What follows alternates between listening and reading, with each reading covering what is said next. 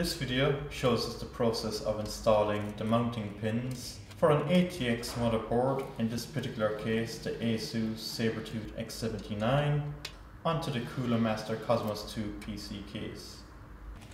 One must install a total of 9 mounting pins for an ATX motherboard, and we can see that the locations are clearly laid out.